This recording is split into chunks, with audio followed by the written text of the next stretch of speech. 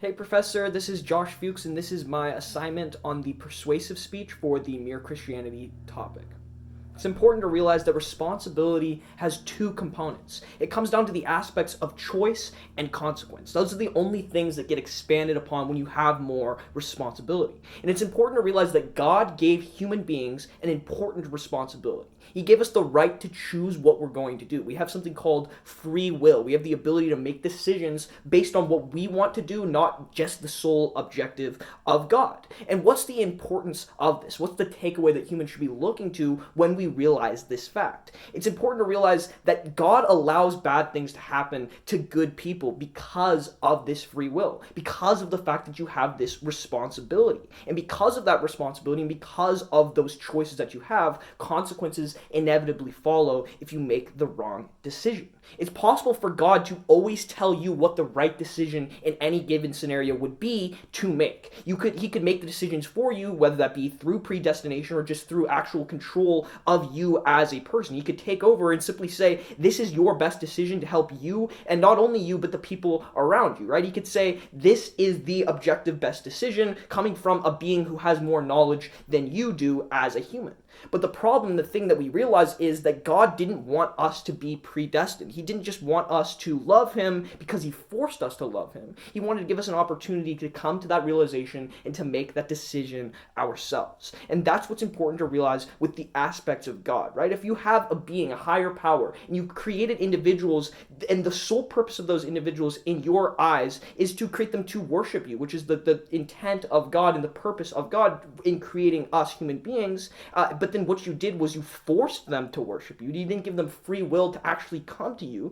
Is that real love? Can you create that artificially as even a God, even as powerful as God? Is that the same level of love and affection that you would experience if you give individuals free will? And that's the reality, is no, it is not. That would be God's consequence for his free will in not giving us free will. If we didn't have the free will to choose to love God and we just love God because that's our design and our very nature, then God is not fulfilling his own purpose in creating us. There would be no reason to have us around because we're just automatons walking around making decisions based on what the higher power of God is telling us to do.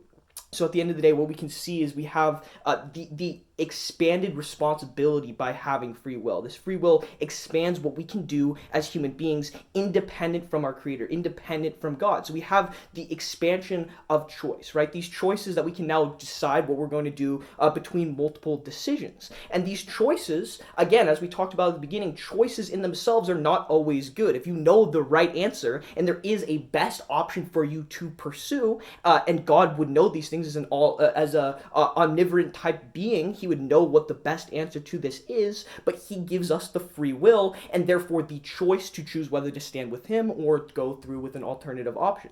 And that leads to the second component and the dangerous component of free will, which is the consequences that can come upon you for having that free will. Because God gave us that power to choose, because God gave us free will, we actually do experience consequences because of that free will. And that's where it comes in that bad things do happen to good people, right? Because these individuals are making good decisions, sure, but individuals around them that also have free will may not be making those good decisions. Or by having free will, you might make the wrong decision. Even as a good person, you can still make the wrong decision with that free will. You had that choice, and that choice led to the ability for you to make a mistake. And that mistake was made potentially because of that fact. And so that leads to the consequences that God has to instill upon us. He had to create some sort of negative attribute that would happen or take place when negative actions happen. And this is the nature of sin, and the problem with sin is that by creating this free will and by creating the ability for individuals to choose to do the wrong thing, you inevitably create problems in the world. You create a certain amount of evil that has to be tolerated because of the fact that you've created a free system.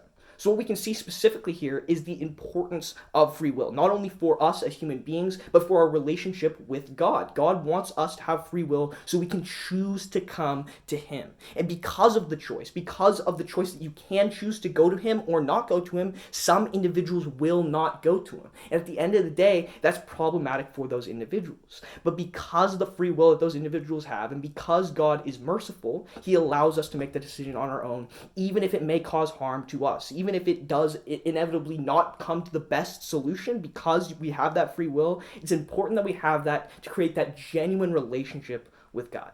Thank you so much for your time. I hope this is what you're looking for. I'm super excited to look at all the feedback that you have for me. Thank you.